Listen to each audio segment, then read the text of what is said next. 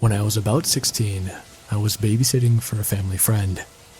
I took the girl, Maddie, outside to play on the swing set in the backyard, and it was getting pretty dark. Around 8 or 8:30, I started getting a weird feeling, like we were being watched. I looked around and didn't see anyone, but I was still pretty freaked out, so I took her inside since she had to go to bed soon anyway. I put her to sleep around 9 and started watching TV in the living room. About 10 minutes later, I hear rustling outside the house. I go to check it out, and I don't see anything, so I just assumed that it was an animal and went back inside. About 20 minutes later, I hear footsteps from Maddie's room, so I go upstairs to put her back to bed. I open her door and see that she is still fast asleep in her bed. It's dark in the room, but I can still somewhat see because of the light from the window. Nothing too suspicious, until I look in the corner and see a shadowy silhouette kneeling right there. I immediately turn on the light to see an actual man there. He tries to run out the door, but I kick him to the ground. I call the police, and it turns out the man had been living in the basement for about 6 months, going in and out through a hole in the side of the house, and that he had been watching the family while they were outside and while they were sleeping. I haven't babysat since.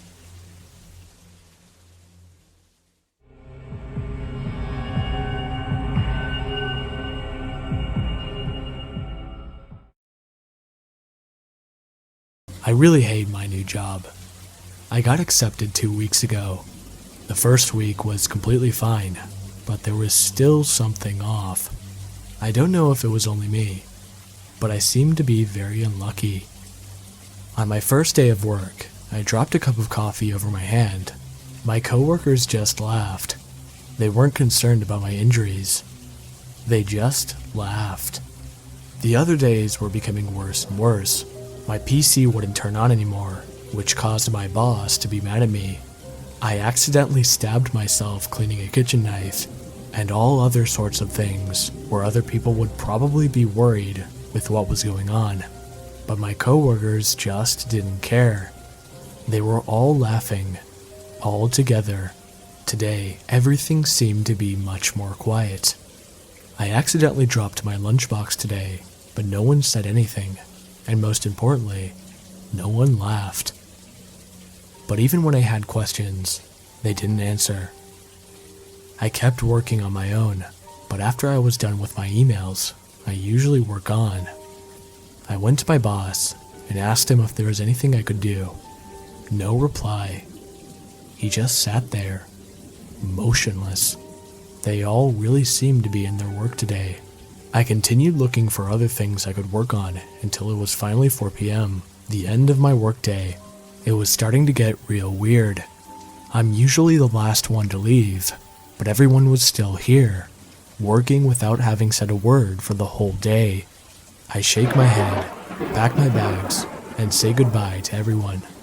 Since I don't expect a reply, I walk out of the building before anyone has a chance to say anything.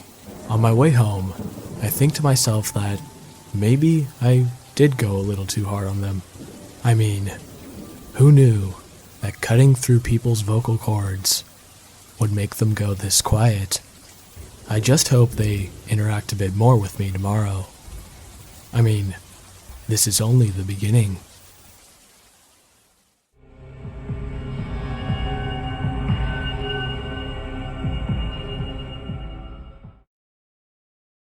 I'm a 32-year-old female, and this is something that happened to me only 2 nights ago.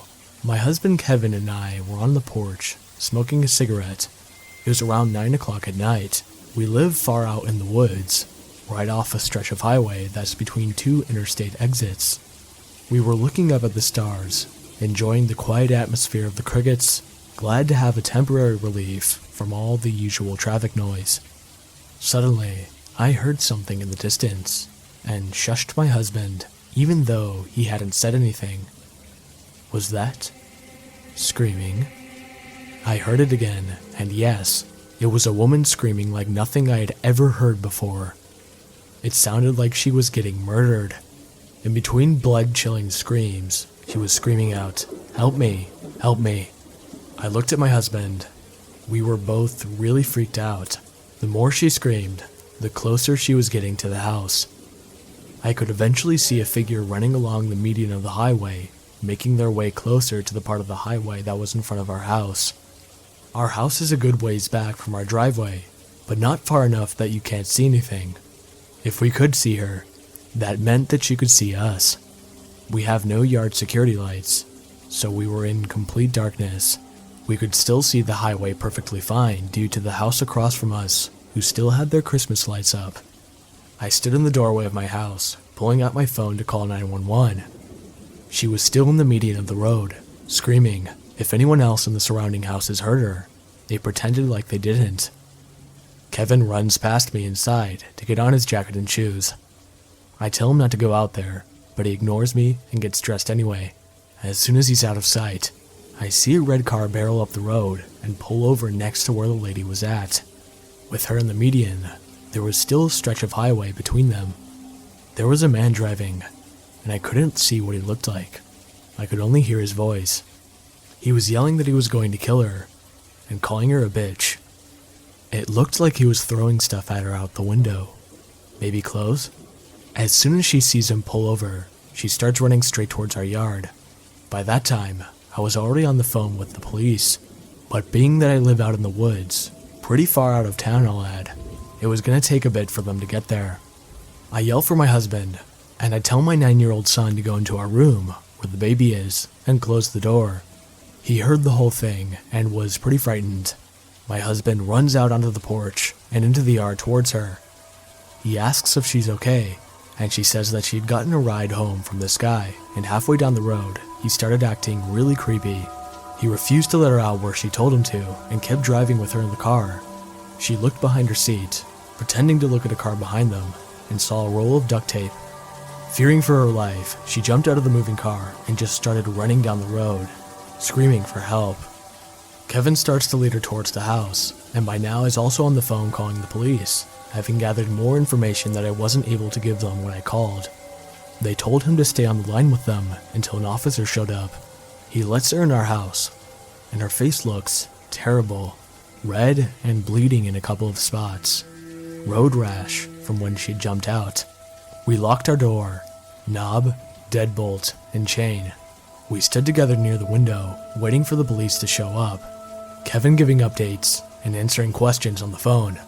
I was trying not to lose my shit when there was a loud bang on our door. The man who followed her was right outside, yelling, "I know you're in there. I saw you running. The people in there can't protect you." I shouted through the door that he needed to leave our property, and if he was smart, he'd get in his car and drive off. I told him we were on the phone with the police. The answer he gave was the worst one I could ever hear. "Go ahead, call the police. I don't care. They won't be here in time." At this point, the woman was freaking out and crying, saying, "Help me, please help me," over and over again. I ran to the kitchen to get a large knife just in case. We had a huge solid iron door, but our windows were easily breakable. If he wanted to get in badly enough, he certainly could. My husband burst out of our bedroom, gun in hand, when a squad car pulled up in the yard, with 2 more following behind it, and one across the street where the man's car was. We heard his footsteps, taking off on foot, running. The police officers tended to the woman and got her home safely. Turns out she lives across the highway from us, 5 houses to the left. Hours went by, and the local authorities could not find the man. There are a lot of places to hide in these woods. I just hope he doesn't come back.